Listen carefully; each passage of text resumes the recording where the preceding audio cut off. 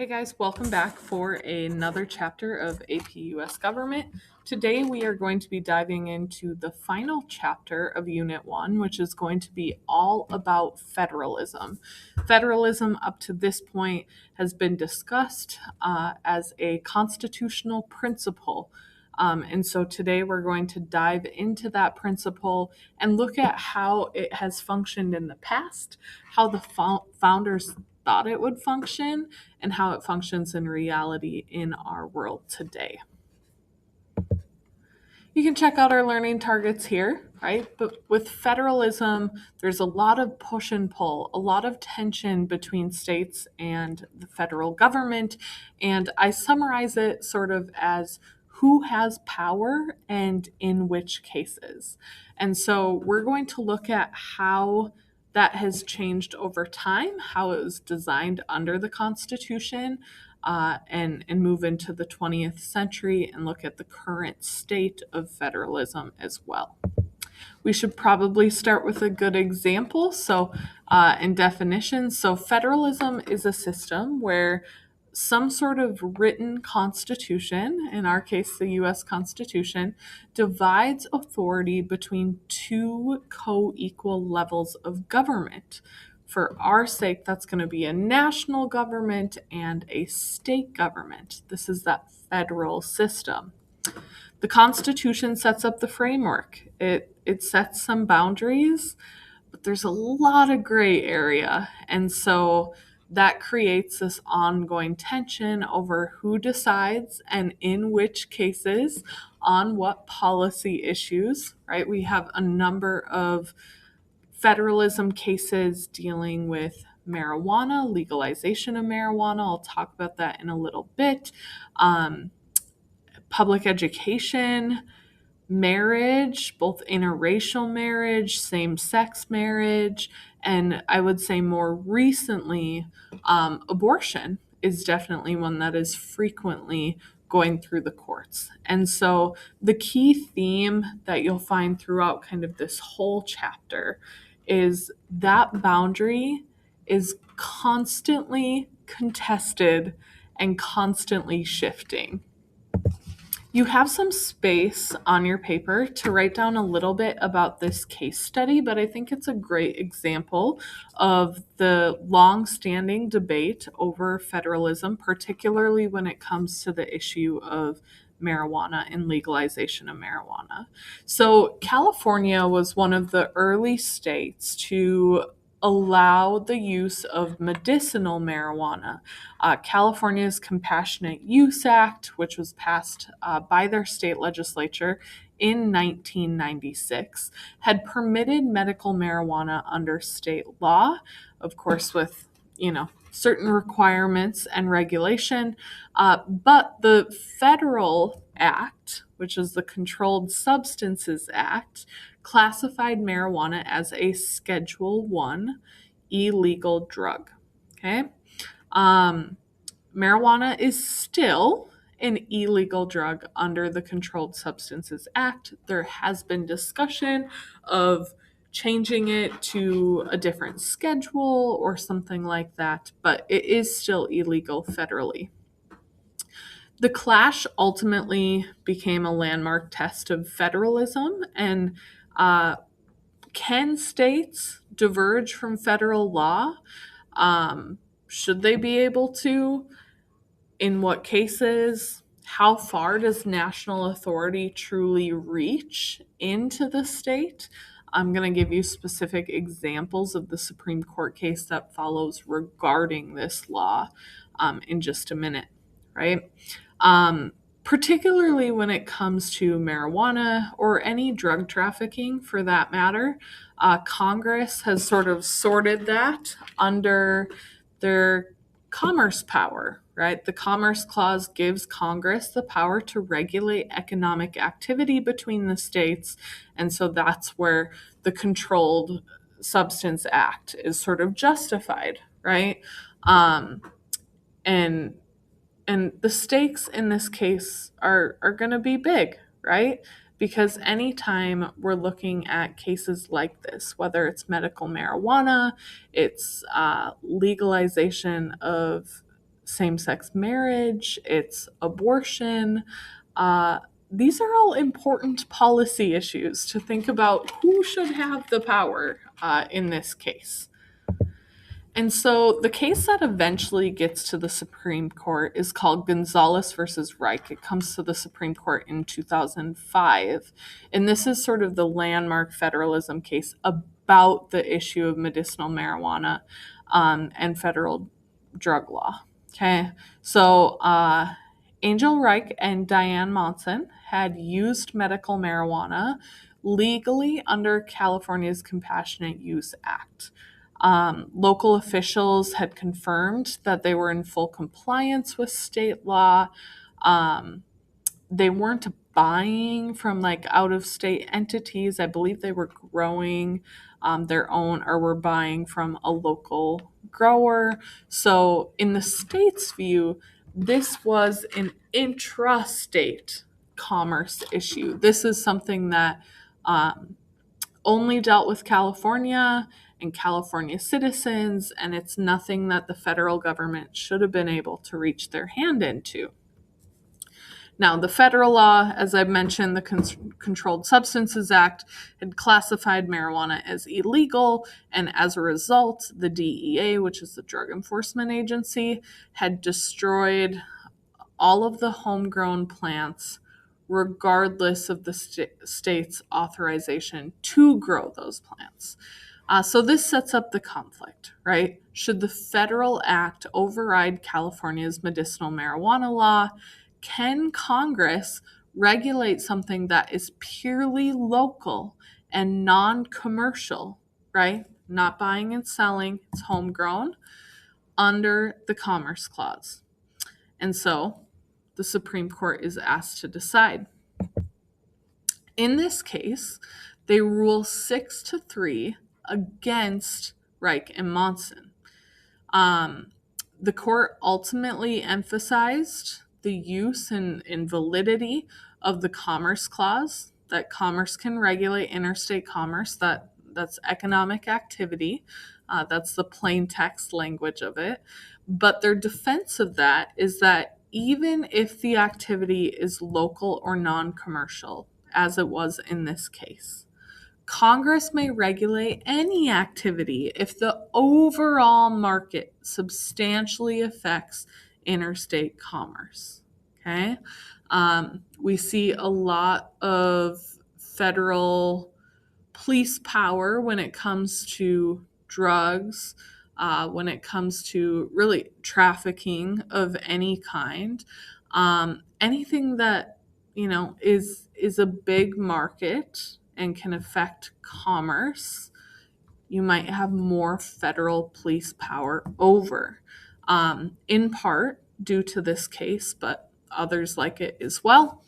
And then they also emphasize the Supremacy Clause. And the Supremacy Clause actually says, like, the Constitution is the supreme law of the land, but it is in many ways interpreted as like federal law, as long as that law is constitutional, is the supreme law of the land when it's validly enacted. So the idea here is that federal power can actually reach quite deeply into state policy if there's in any way, shape, or form a tie to commerce and supremacy.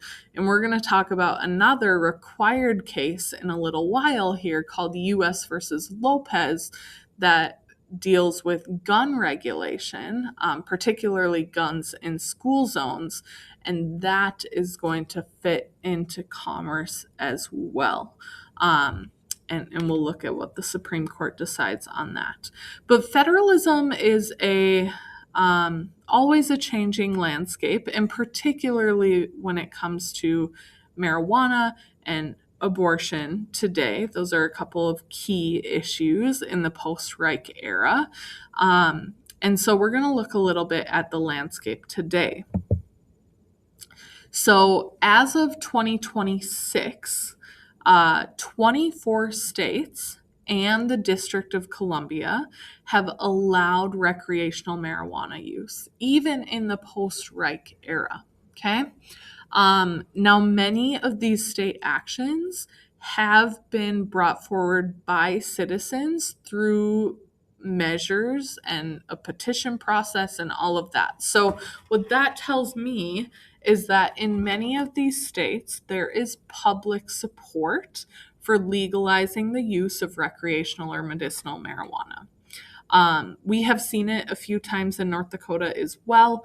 Medicinal has passed in North Dakota, not recreational, but that has been on the ballot as well. And so when there's public opinion that is supporting a policy, makes it a little bit harder for the federal government to crack down on that policy and enforce it to the full extent of federal law. It would just be too much to police. The courts are already busy, right?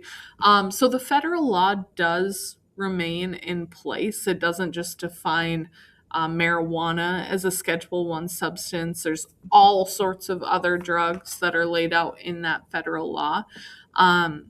But they have really shifted their enforcement of that federal law, less focused on individuals like Munson and Reich, and more focused on large scale trafficking operations.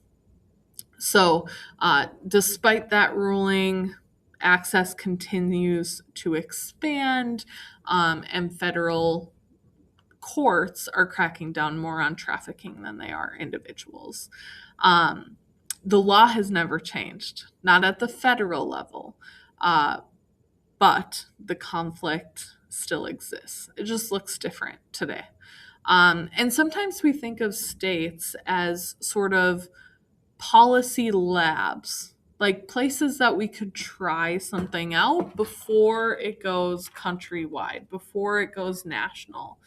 Same sex marriage was accomplished, it followed very much the same path as medicinal marijuana, and recreational marijuana for that matter, where it started to gain some support from the people and pass through person initiated measures. So the federal government kind of lets those little policy labs operate from time to time if they don't see it as a major threat.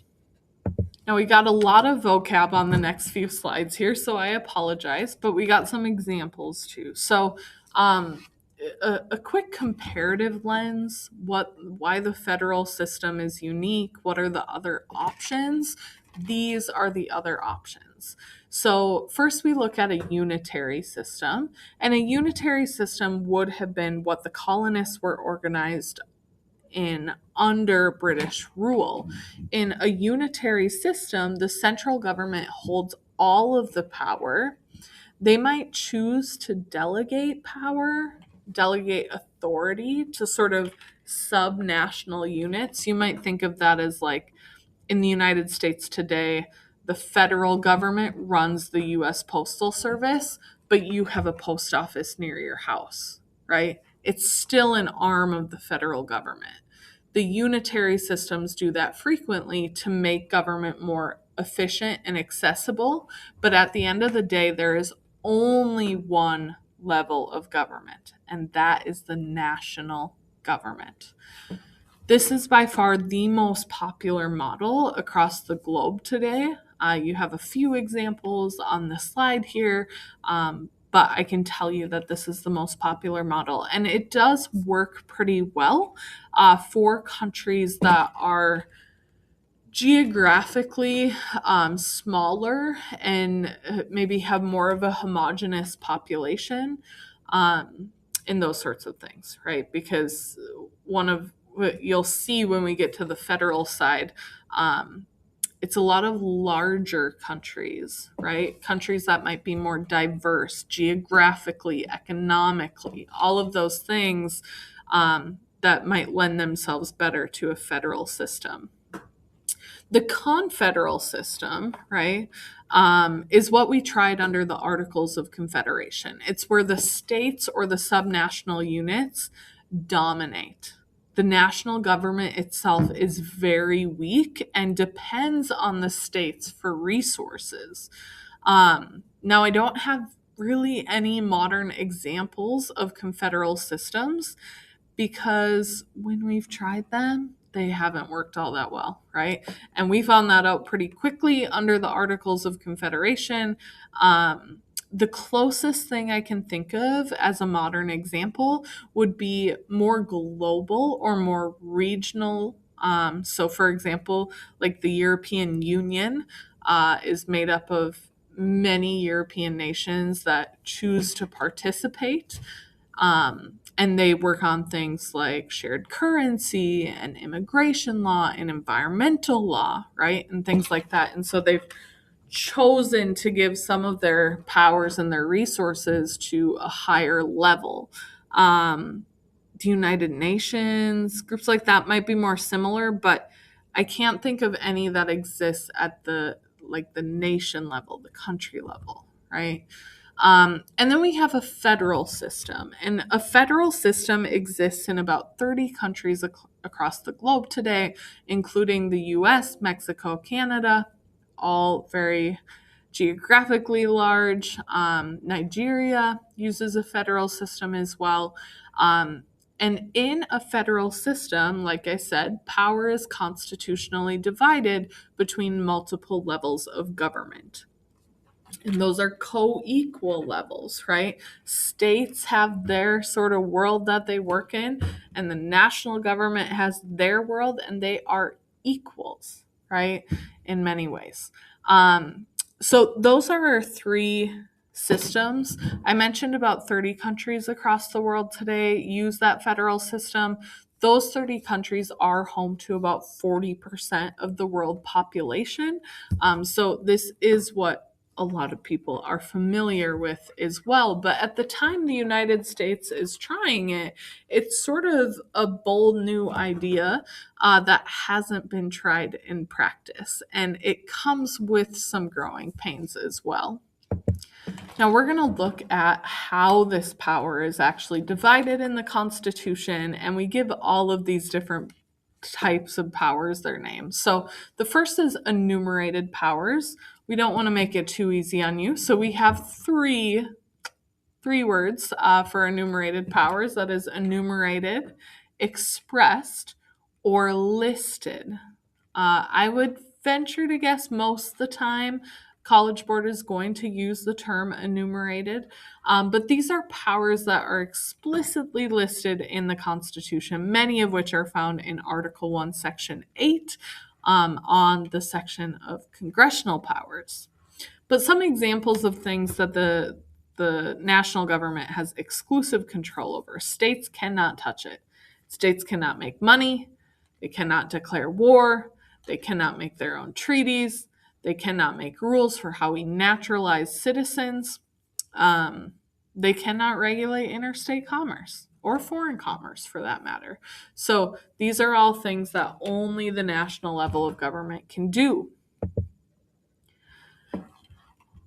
They oftentimes go beyond expressed powers. The Constitution in itself is a pretty short document, about 7 pages on parchment, and it leaves a lot of gray area. And so implied powers would be those that are not specifically listed, but they are reasonably suggested.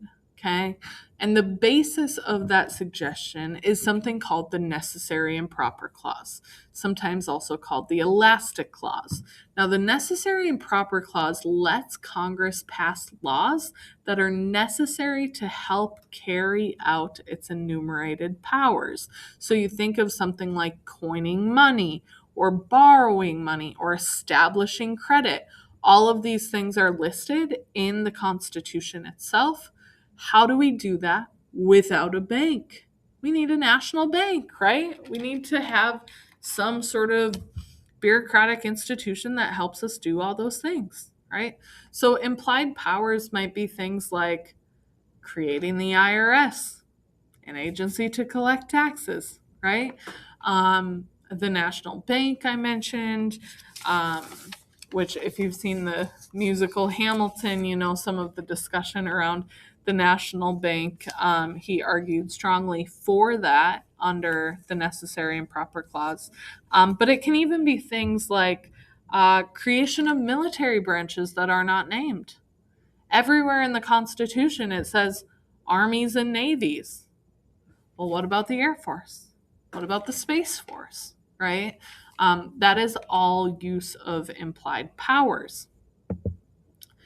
Now, there are limits on federal power, and this is all a review from Chapter 1. So I'm not going to go over each of them individually again, but if you didn't remember these definitions, a reminder to review them, because the Constitution also creates specific limits on federal power. And so the big concept here really is you should know that federalism both grants power and restricts power. That's true at both the state and federal level. There's a few key constitutional clauses that will come up time and time again as we're talking about federalism issues. The first of which is the Commerce Clause. Now, the Commerce Clause says that Congress can regulate interstate commerce, that is, commerce between the states, economic activity between the states. It's found in Article 1, Section 8.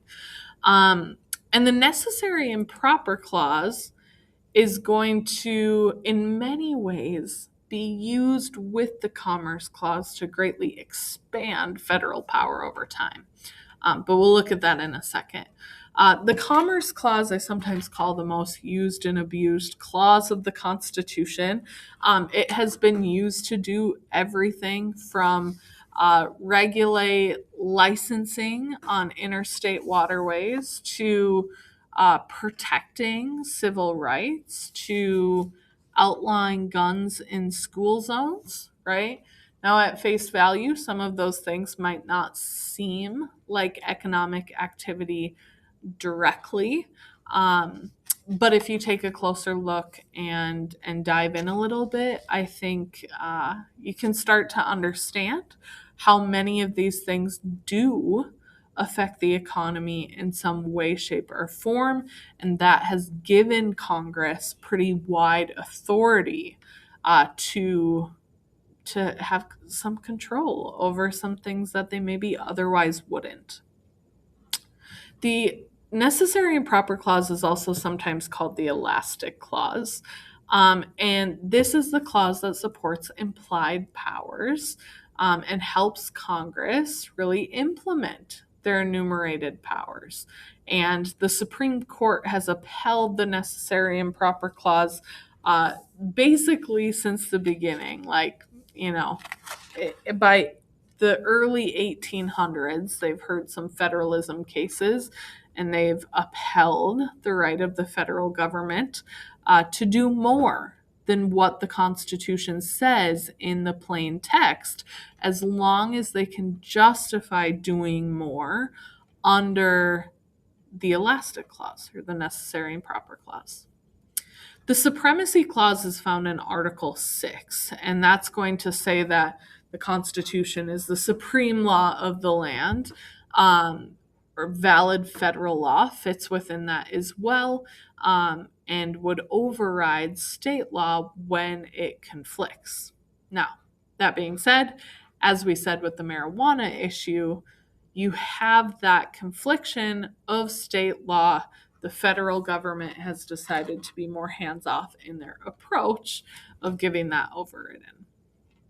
And then you have the 14th Amendment, and I'm going to talk a little bit more about the 14th Amendment on the next slide, but I want you to think about which of these clauses gives the federal government the most power in practice.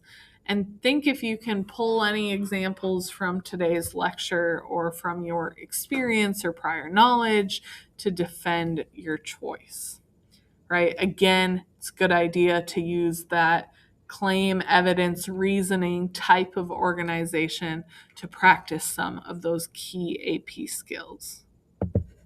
Now, the 14th Amendment has many pieces to it, but we're going to focus largely on the Due Process Clause and the Equal Protection Clause of the 14th Amendment.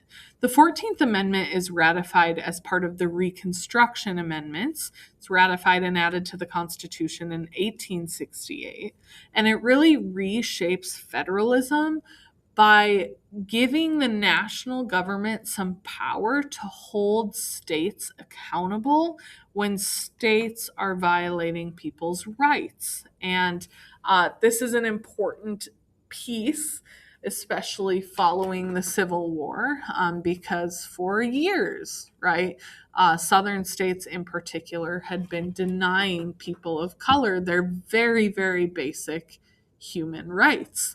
And so that allows for more federal power, more federal oversight in cracking down on states. Now, the Due Process Clause says that states cannot deprive any person of their life, their liberty, or their property without due process of law. What that means is that legal safeguards have to be followed before the government takes away any of those things. That might be like if we're thinking about liberty, or life for that matter, in some states. If someone is found maybe indicted for some sort of murder, um, they could, in the course of that trial, be sentenced to life in prison, which is losing your liberty, or in some states, the death penalty, losing your life, right? Um, but they have to go through the whole trial process. They have to grant appeals. They have to do all of those things and pass through all of those legal hurdles to be able to take those things away.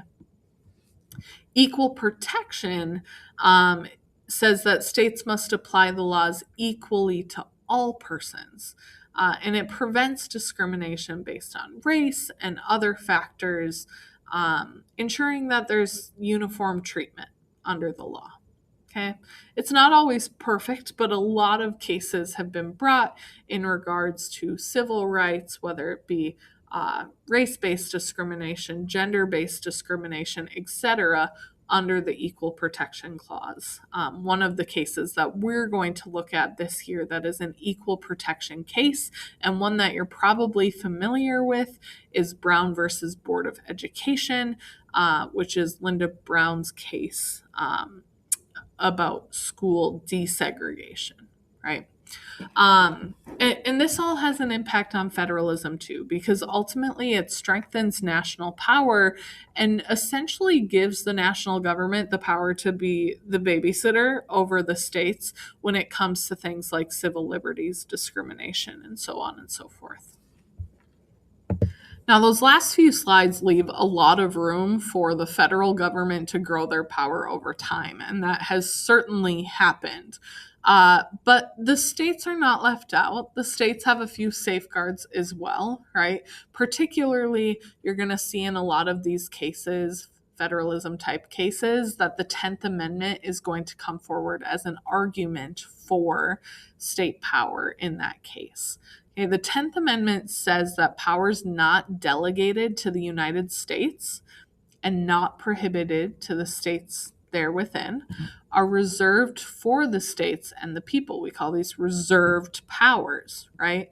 And reserved powers are going to include major police powers. Police powers are things like upholding the health, safety, and well-being of your population. And so if you think of a lot of what police officers do, right? Safer communities, welfare checks, right? It's not, police power is not all something that happens through law enforcement, but it's just general, we can pass laws that protect the health, safety and welfare of our people, right?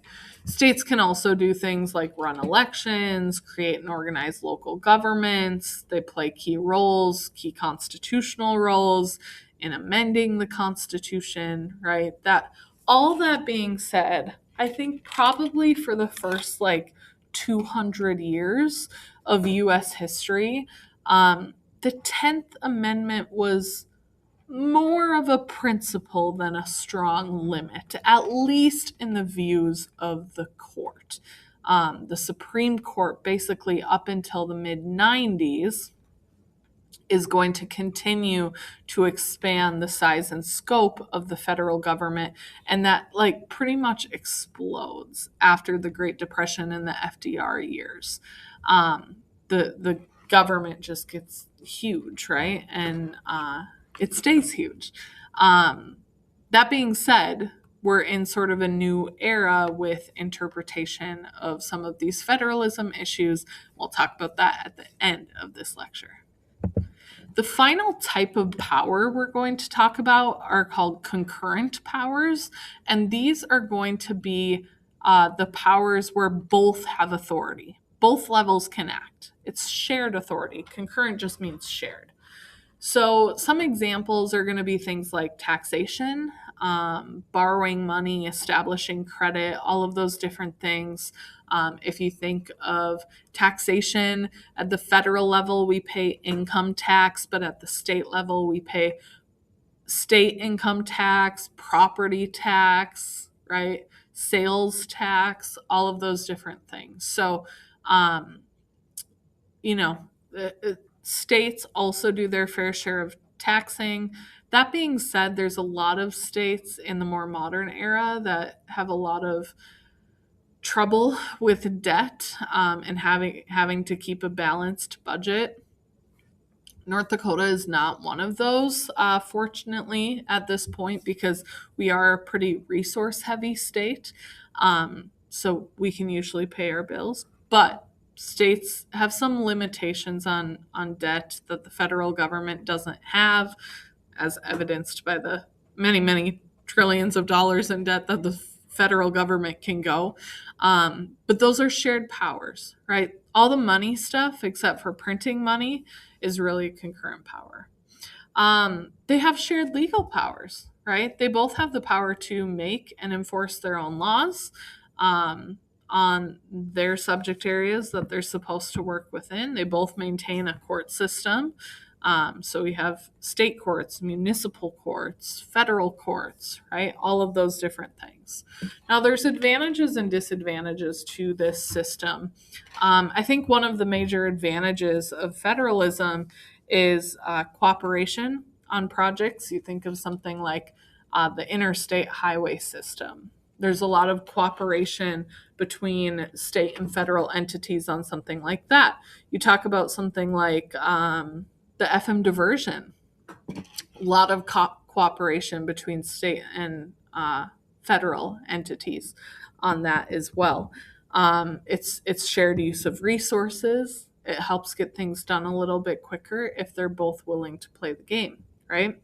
The disadvantage is going to be the conflict that we've talked about up to this point, where the states and the federal government are not in agreement about how something should be done.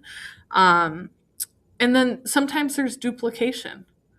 Like they're both trying to do it in their own way, and that's not using resources effectively either. So there are challenges when it comes to concurrent powers as well.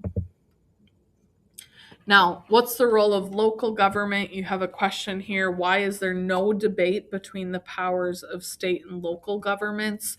And this goes over a lot of the specifics, right?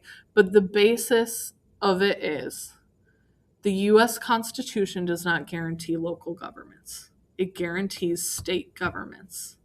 And so local governments are not a third tier of federalism.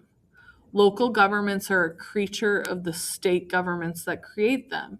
And the state governments that create them can also take them away, right? Many times they don't, though, because they make state governing more efficient, right? For example, the state of North Dakota can set the speed limit on the interstate, but they don't have to go through every road in every single little town and decide what the speed limit should be on those roads, right? They can rely on city ordinances and local governments to do that stuff that would take a lot of manpower at the state level and honestly not be all that practical, because a lot of those lawmakers have never driven on those roads, right? But they can disband them. Some states have, for example, disbanded local school boards, and all of public education is ran at the state level. So it's up to the state to create the creature they want to create. States are also constitutionally required to work together on certain things. And so you have these all on your sheet for you already. The full faith and credit clause says that states must recognize each other's public acts, records, and court decisions. There are some limitations to that, but by and large, you think of something like family law. Maybe a divorced couple, the mom cannot run off to another state with the kids and expect that the state that she goes to won't uphold a custody agreement, right? The custody agreement that's valid and written and approved in North Dakota is also valid in Minnesota, right? Or wherever she goes. That's a full faith and credit issue. Likewise, extradition. If someone is accused of a crime here in North Dakota and they get picked up on the interstate down in South Dakota, it's the South Dakota state obligation to return that defendant to North Dakota to face penalties for their crime. And then you have the privileges and immunities clause. This is going to prevent discrimination against out-of-state citizens on fundamental rights. So, you're not from North Dakota, so you don't get to do X, Y, and Z, right? Those sorts of limitations. So it's really more about respecting one another's citizens. A couple major court cases, one of which is a required case, or has been a required case in the past, have dealt with federalism, right? A variety of cases about federalism over time. But we're going to look first at McCulloch versus Maryland, okay? McCulloch versus Maryland is one of those early ones. McCulloch versus Maryland is decided by the court in 1819. Chief Justice John Marshall, who was the Chief Justice during the Marbury versus Madison case as well, was brought this case. And so this was a case about the National Bank. Okay, the National Bank that was pitched by Alexander Hamilton was up for renewal at this time in 1815, give or take. It's up for renewal, right? And the state of Maryland and a variety of states, they don't like this idea, right? It's already happened once. They don't want to let it happen again. They don't want the National Bank's charter renewed. And so they do a couple of things. One, or the major thing they try and do, is they're going to try and pressure the national government and the National Bank out of the state of Maryland by using taxes. Essentially, they are going to tax banks chartered outside of Maryland a significant tax, a tax that makes it impossible for the National Bank to operate within its borders. And so McCulloch, who is the administrator for the National Bank in Maryland, their Maryland branch, brings this suit forward. And their argument is going to be, one, we have the right to make this bank because we have to do all this money stuff, and the necessary and proper clause says we can do what we need to do all the money stuff, right? And two, the states should not be allowed to tax the national government. We are supreme. In both of those arguments, John Marshall agrees. So this case expands the power of the federal government, limits the power of the states to some degree, and really gives some validity to the congressional use of the necessary and proper clause. Gibbons versus Ogden, not a required case, but it is going to follow, and it does give some context as to how things build and change over time. Gibbons versus Ogden is the first major commerce case dealing with the Commerce Clause.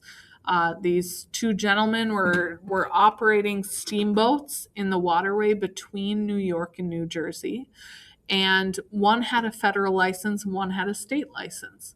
They both challenged the validity of each other's licenses, mostly just because they wanted a monopoly for themselves on that waterway, right? Well, it sets the scene for another federalism debate, this one about interstate commerce. Was that waterway between New Jersey and New York subject to acts passed by Congress or acts passed by either of the two states? And again, Marshall is at the head of the court. He's a strong federalist, and he is going to decide with the federal license. He says that that's an adequate use of the Commerce Clause and the Supremacy Clause, and again, expanding national authority over interstate commerce. And that trend is going to continue for the next 150 plus years. Now, when the founders were writing the Constitution, I think they had a different view of federalism than what would actually happen. And their view is what we would call dual federalism. And it would look something like a layer cake, where you have these are the national powers, these are the state powers, there's icing in the middle, there's no intermixing in between, right? They imagined a scenario where, like, hey, the Constitution says the national government has power over interstate commerce. States, you deal with intrastate commerce, the stuff that happens within your borders. Well, that's a little bit in practice, messier than they made it sound. And so what we have today is something more like a marble cake, where you have elements of both in a lot of different projects where they're cooperating. So we call this cooperative federalism. And in cooperative federalism, programs and authority are mixed amongst the various levels of government, right? So think of the interstate highway. The federal government sets the goals, the guidelines, the funding, the location, all of those things. But the states, they deal with setting up the construction.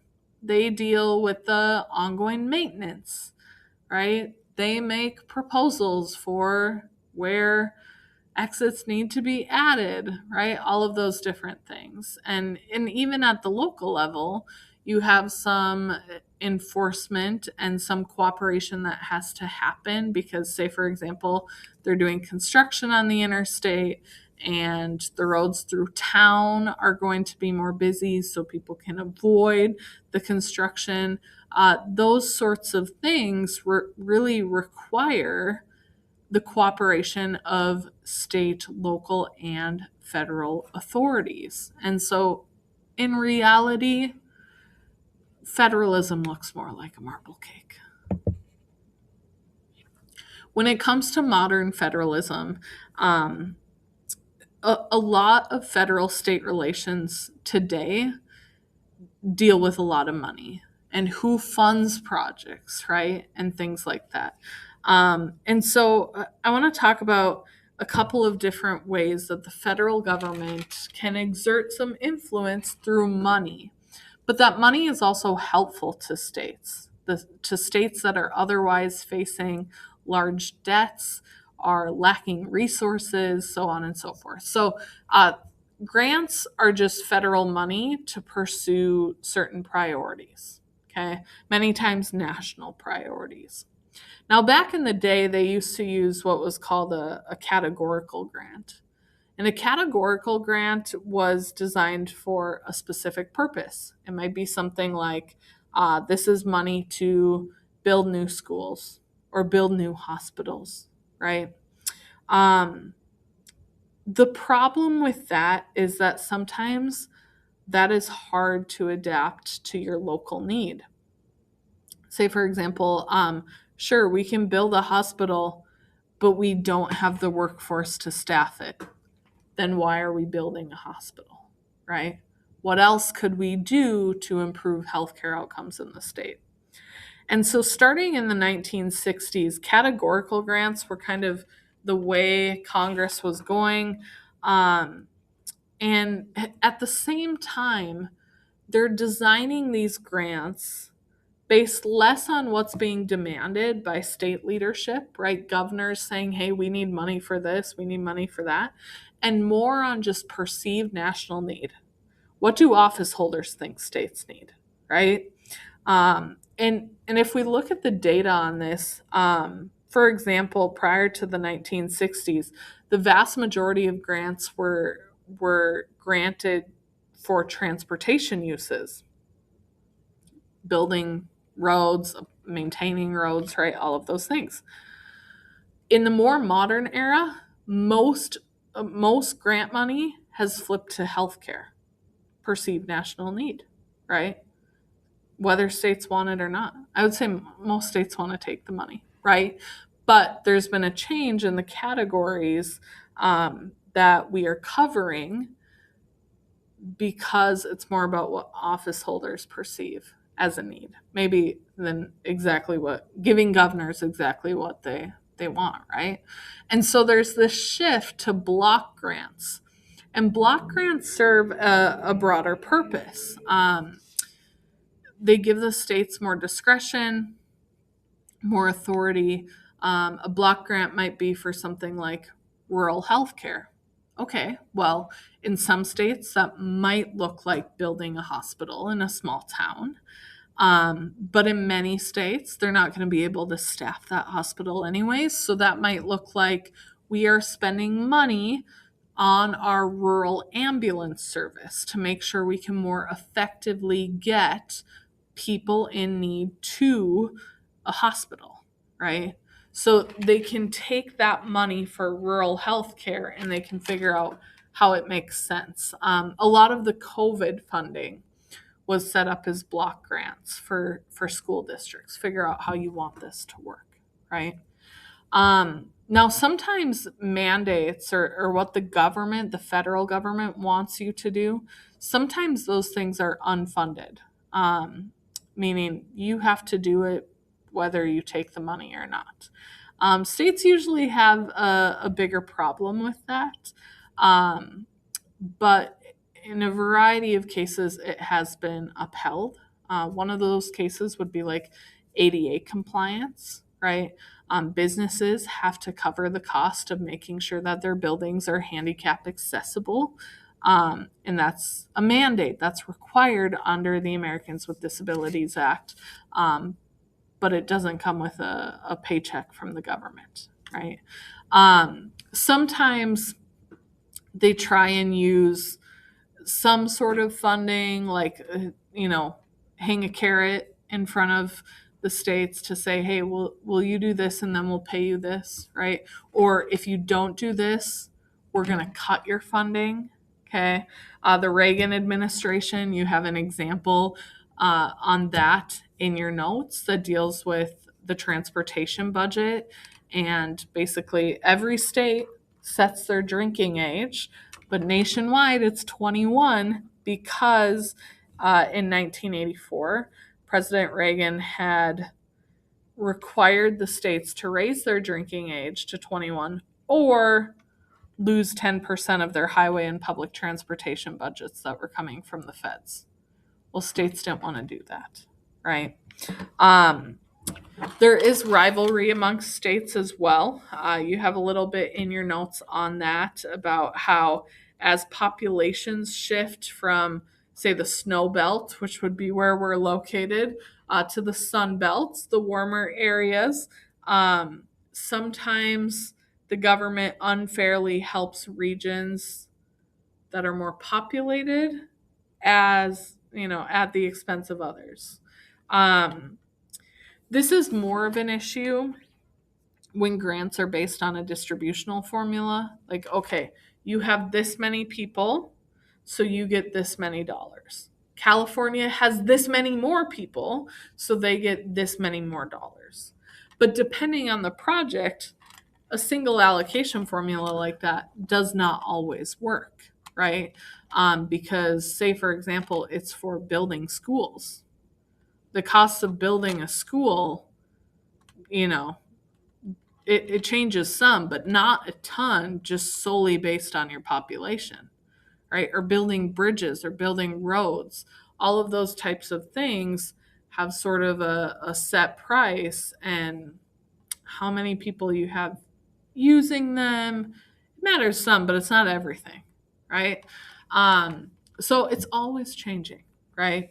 Now, I will say basically since the mid 90s, starting with a case called the US versus Lopez, which we'll be covering in the coming weeks, the Supreme Court has started to restrict Congress and the use of things like the Commerce Clause, and they've peeled back some federal law and given back more authority to the states and their local authorities.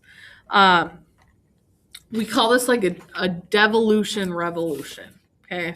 Devolution is the transfer of a delegated power to a lower level of government. Okay.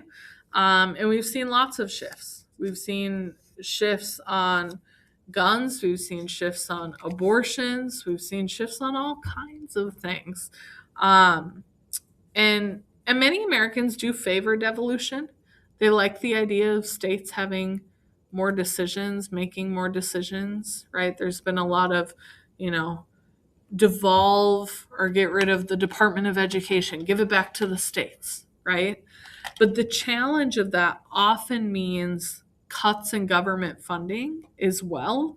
Many times, those cuts are currently benefiting citizens, right? So, cuts in federal funding, a decrease in welfare. Many states have lost their budget surpluses and are facing debts. And so it's kind of like, where do we go from here, right? What is the proper balance of power? And who should be taking on the fiscal responsibility for some of these programs? Your final slide here is a review of all of the vocab. That was a very vocab heavy lecture, so thanks for hanging with me. These are things we will see time and time again. Know them. This is some core stuff on the AP exam, and they're all listed there for you under the Chapter 3 review. I also challenge you on the bottom of this page here to take some room to write out a response to this question. How does the U.S. divide its power between national and state governments? And how have Supreme Court decisions and federal policy tools caused federalism to shift over time? See, that I think if you can answer that question, you're taking in all of the lecture and trying to boil it down to a few sentences about how this dynamic principle shifts and changes as years go by. So that is all for Chapter 3. Have a great rest of your day.